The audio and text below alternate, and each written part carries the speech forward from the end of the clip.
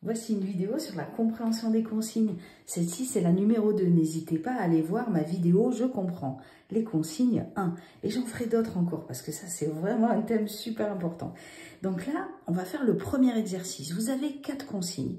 Je vais vous demander en fait tout simplement de souligner le mot à chaque fois qui vous dit ce que vous devez faire. Allez, bon travail, à tout de suite. Recopie le tableau suivant. Qu'est-ce qu'il faut que je fasse? Il faut que je recopie. Relève tous les verbes au présent. Je dois relever. Rédige un petit texte de 10 lignes. Alors là, il faut que je rédige. Tu expliqueras où l'abeille préfère vivre. Je dois expliquer. Citer les lieux de vie du lézard. Là, je dois citer. Et voilà pour cet exercice. La question que je vais vous poser maintenant, c'est quelle est la classe grammaticale des mots que nous avons soulignés? Allez-y, je vous laisse répondre à cette question. Vous remettez la vidéo pour la réponse. À tout de suite. Donc là, recopie, relève, rédige, expliquera et citer, ce sont des verbes. Et oui, et oui. Donc en fait, ce sont les verbes dans les consignes qui nous disent ce que nous devons faire. Ça nous aide vraiment beaucoup quand on a compris ça. On a déjà vu ça dans notre première vidéo. Mais regardez, ça continue. Dans chaque consigne, il y a des verbes. Ça nous aide beaucoup. On va faire l'exercice numéro 2. On est parti. La même chose. Souligner le ou les verbes qui nous disent ce qu'on doit faire. On est parti. Donc là, souligne les sujets en bleu et encadre le verbe. Là, je dois souligner les sujets et encadrer le verbe. Cherche la définition du mot hémisphère dans le dictionnaire, puis écris-la sur une feuille. Qu'est-ce qu'il faut que je fasse? C'est long, là. Cherche la définition. Ah, il faut que je cherche la définition du mot hémisphère dans le dictionnaire. Là, ils ne me disent pas ce qu'il faut que je fasse. Puis écris-la. Je dois l'écrire. Ok. Alors, ok. Allez, on y va. Donc ici, vous avez vu, les consignes étaient un peu plus complexes. C'est fait exprès, deuxième exercice. Donc là, il y avait 2 choses différentes à faire.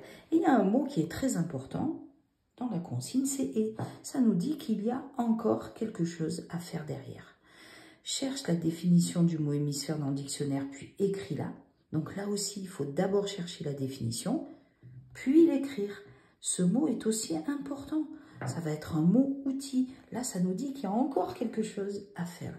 Du coup, quand je lis ces consignes et que je les analyse comme ça, avec les verbes et avec les mots outils, eh bien, en fait, je sais déjà de façon plus précise ce qu'on va me demander de faire. Ça m'aide vraiment beaucoup. Alors, souvent, mes élèves me disent « Ah, mais moi, j'arrive à trouver le verbe, mais après, je ne comprends pas vraiment ce qu'il faut faire. » Ok, on va faire un petit peu de vocabulaire, du coup. Alors, il y en a beaucoup des verbes dans les consignes. Là, je vous en ai mis quelques-uns pour cette vidéo. Et on va les expliquer. Parce que vous allez voir que vous les connaissez et que ce sont toujours les mêmes qui reviennent. Rédiger. Quand on doit rédiger, tout simplement, on doit écrire quelque chose. Justifier. Alors, justifier, c'est expliquer pourquoi on a choisi cette réponse-là. On pense ça. Justifier. Donc là, on va faire nos propres phrases. Illustrer. Illustrer, ça veut dire, je pense quelque chose et j'illustre mes propos. J'illustre ma réponse. C'est plutôt au collège. Du coup, ça veut dire que je vais utiliser un exemple pour mieux faire comprendre ce que je veux dire. Donc, ça veut dire que, par exemple, on peut dire, je pense que, je ne sais pas moi, il ne faut pas conduire trop vite, car ça peut être dangereux. Et l'illustration, on peut commencer par exemple, on sait et on voit dans le journal tous les jours ou alors au journal télévisé qu'il y a des accidents au quotidien. Et voilà. Et là, j'ai utilisé l'exemple en disant, ben voilà, on voit qu'il y a des accidents. Donc ça nous aide en fait à mieux comprendre, faire comprendre, expliquer. Donc expliquer, bien faire comprendre avec nos propres phrases. En déduire, alors là, On a ça aussi en maths, hein. Souvent c'est en déduire la mesure du segment AB par exemple. Ça veut dire qu'on vient de trouver une réponse et qu'on utilise cette réponse pour trouver la nouvelle réponse. C'est ça en déduire, utiliser une réponse pour trouver la solution.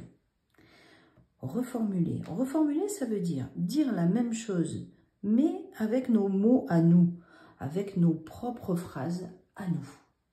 Allez, on continue. Maintenant qu'on a fait ce petit point de vocabulaire, je voulais, avant qu'on se quitte, qu'on voit la reformulation. Ça, c'est quelque chose vraiment au quotidien avec mes élèves. Je vois des réponses comme ça, regardez. Par exemple, pourquoi certaines éoliennes ne tournent pas? Et tout le monde me répond, car il n'y a pas de vent. Mais ça, les amis, c'est la moitié de la réponse. Ce n'est pas une phrase complète. Alors, à l'oral, ça marche très très bien. Si on se parle entre copains, tout ça, il n'y a pas de souci, on se comprend.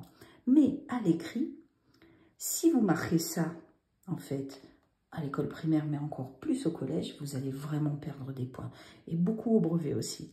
Donc, regardez, par exemple, là, on pouvait dire « Certaines éoliennes ne tournent pas, car parfois, il n'y a pas de vent. » Vous avez vu, ce ne sont pas des phrases compliquées.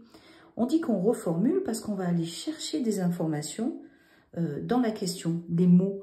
Pourquoi certaines éoliennes ne tournent pas? On n'invente pas, hein, regardez. Certaines éoliennes ne tournent pas car parfois il n'y a pas de vent. C'est ça reformuler. Utiliser les mots de la question dans la réponse. C'est bien, on fait presque un copier-coller. On peut s'entraîner avant de se quitter à répondre à ces 3 questions. Pourquoi le chien remue-t-il la queue? Bon, c'est pas très difficile, vous avez compris, c'est vraiment pour que vous vous habituiez à former des phrases complètes. Soit vous le faites à l'écrit à la maison, soit vous le faites à l'oral. Vous pouvez couper la vidéo. Donc là, ici, pourquoi le chien remue-t-il la queue? On peut reformuler, c'est-à-dire utiliser les mots de la question. Le chien remue la queue car il est content, par exemple. Pourquoi fait-il sombre? Vous pouvez couper la vidéo. Il fait sombre, c'est ça reformuler. Hein? Vous avez vu, j'invente rien. Hein? Il fait sombre car c'est la nuit. Aimes-tu les vacances? Pourquoi? Il y a 2 questions différentes. Donc, je dois répondre à 2 choses, d'accord? Oui, j'aime beaucoup les vacances, car il n'y a pas d'école et je m'amuse toujours beaucoup avec mes amis. Et voilà, tout simplement.